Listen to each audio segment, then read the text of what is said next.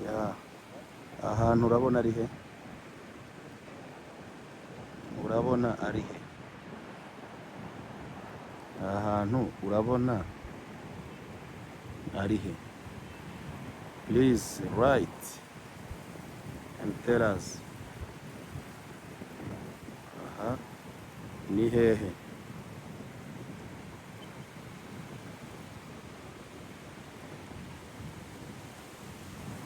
Ni ubuvumo ni iki?